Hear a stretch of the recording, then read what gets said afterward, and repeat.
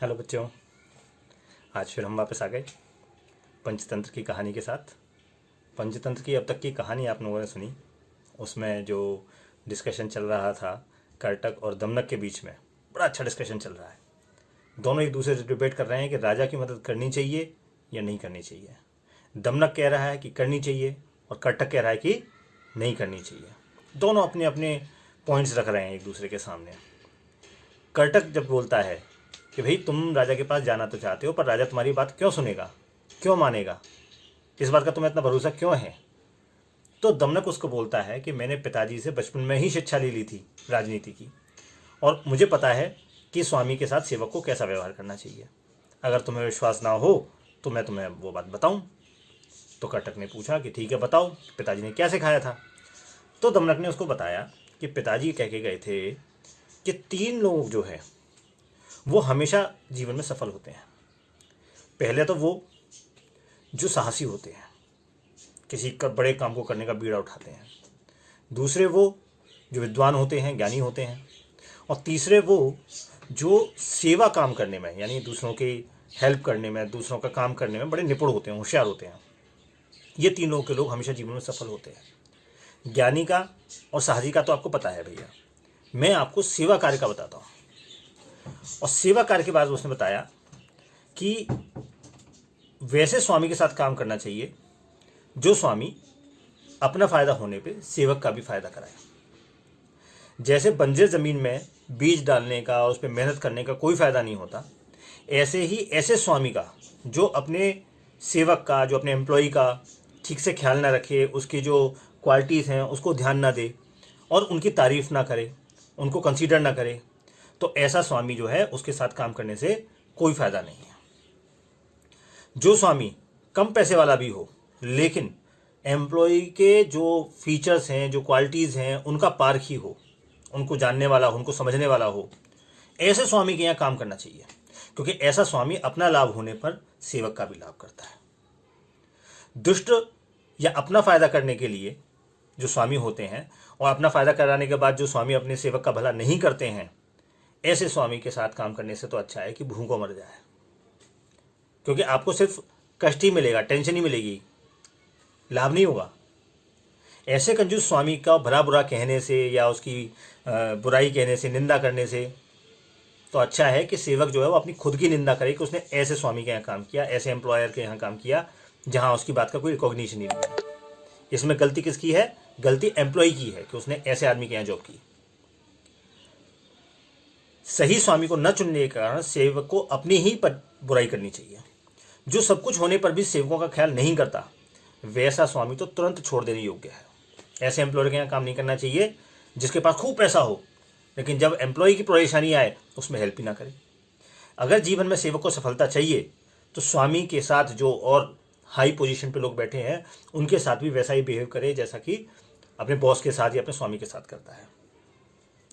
और पिताजी कह के गए थे कि खुद को ये पता हो कि कौन सी बात सही है, कौन सी बात गलत है, कौन सी बात करने योग्य है, कौन सी बात नहीं करने योग्य है। तो भी पिता की, माता की, गुरुजी की और एम्प्लॉयर की, इन 4 लोगों की बातें आंख मूंद करके माननी चाहिए। जो आदमी ऐसे काम करता है वो अपने माता का, अपने पिता का, अपने गुरु का और अपने एम्प्लॉयर का प्रिय हो जाता है।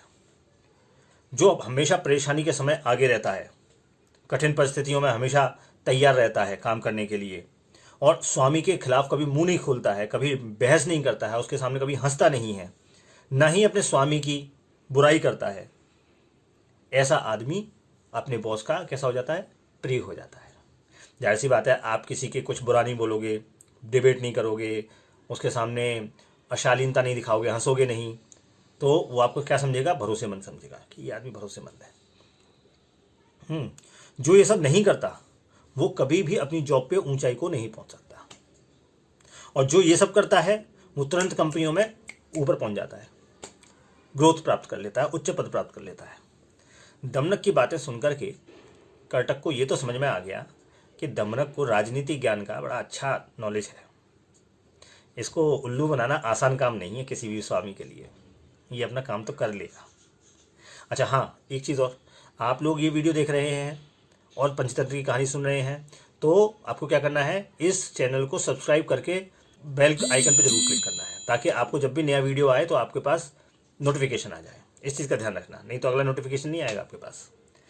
तो दमनक की बात सुनकर के कटक को विश्वास हो गया, लेकिन उसने एक बात पूछी कि अच्छा ये बताओ, ठीक है तुम्हें अच्छी नॉलेज है, सब समझ गया मैं तुम्हारी बात, लेकिन तुम राजा से बात कैसे करोगे?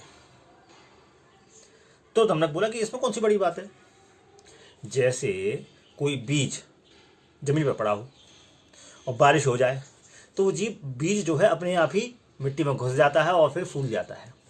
ऐसे ही दो लोग आपस में पास पास बैठेंगे तो अपने आप ही बात शुरू हो जाएगी, और मैं भी मौका देख करके अपनी बात कह दूंगा।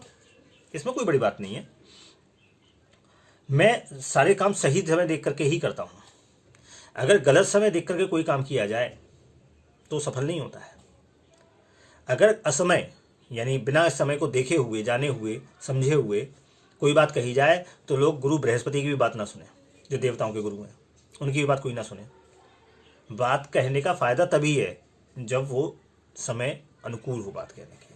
जैसे अब आपने देखा होगा, आप अपने पेरेंट्स से कोई बात कहते हो, पेरेंट्स कोई काम कर रहे हैं, मम्मी खाना बना रही है किचन में, पापा कोई ऑफिस का काम कर रहे हैं, तब आप अपनी कोई बात कहते हो, पापा आज स्कूल में ये हुआ है, आज मैंने ड्राइंग में ये किया, आप बताते हो, और वो क्या कहते हैं, वो हो सकता है ध्यान ना दे पाए उतना अच्छे से। क्यों? क्योंकि उनका ध्यान कहीं और है। तो वो समय कैसा है, वो समय अनुकूल नहीं है। हमें समय देख करके बोलना चाहिए। आप भी देखते हो अपने स्कूल में, आप दोस्तों के सामने, टीचर के सामने कई बार बातें बोलते, कोई आपकी बात पर ध्यान ही नहीं देता। क्यों नहीं देता? क्योंकि आपको अभी समय पहचानना नहीं आया कि कौन सी बात कब कहनी चाहिए। आप ये देखिए जिससे जो बात कह रहे हैं वो कितना फ्री है, वो आपकी बातों में कितना ध्यान दे सकता है, ये चीज़ देखने की है। तब लोग आपकी बात पे ध्यान देंगे। पापा बैठे बैठे अखबार पी रहे हैं, अखबार पढ़ रहे हैं या चाय पी रहे हैं, मम्मी बैठी बैठी कुछ टीवी देख रही हैं या कुछ और कर रही हैं, तब आप अपनी बात बोलेंगे, तब वो अच्छे से सुनेंगे, उस पर अच्छे से रिएक्ट करेंगे, उस पर अच्छे से रिस्पॉन्स करेंगे। तो ये चीज़ देखने की है कि आपकी बात का रिस्पॉन्स कब आएगा, कब नहीं आएगा। ये भी आपके हाथ में डिपेंड है कि आप वो बात कह कब रहे हो, ये पता होना बहुत ज़रूरी है। तो दमनक ने यही बात बोली कि जब सही समय आ जाएगा हम दोनों पास बैठेंगे, मैं बात छेड़ दूंगा तो मेरी बात सुनेगा जरूर। तो जब ये सारी बातें सुन ली कटक ने, पर कर्टक अभी भी कन्विंस नहीं हुआ। अब देखने वाली बात यह है कि कर्टक दमनक के साथ जाएगा कि नहीं जाएगा। तो कर्टक ने क्या बोला? कर्टक बोला कि भैया, जैसे जंगलों में दुष्ट जानवर होते हैं ना चारों तरफ, ऐसे ही जो बड़े लोग होते हैं, उच्च पदों पर लोग होते हैं, राजा लोग होते हैं, उनके चारों तरफ भी दुष्ट लोग होते हैं। और जैसे ऐसे बड़े राजा लोगों को पसंद करना आसान नहीं है, ठीक है, क्योंकि वो दुष्ट लोगों से घिरे रहते हैं। आपने देखा होगा कि सांप के ना दो जीभ होती हैं, करता है ना, तो सांप के दो जीभ होती हैं। वैसे ही राजाओं के भी दो मुंह होते हैं, सामने कुछ बोलेंगे, पीठ पीछे कुछ बोलेंगे। कुछ भरोसा नहीं होता उनकी बातों का, बड़े लोगों की बातों का कोई भरोसा नहीं होता। इसलिए मेरे हिसाब से तो ऐसे बड़े लोगों से दूर ही रहना ठीक है। आज किस बात पे प्रसन्न है, कल किस बात पे नाराज हो जाए, कुछ पता नहीं है।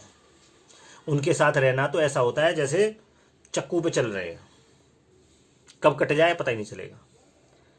तो भाई दमनक, ऐसा है, तुम्हें बहुत अच्छा ज्ञान है, तुम्हें बहुत अच्छी नॉलेज है, तुम जाओ पिंगलक के पास, मैं नहीं जाना चाहता।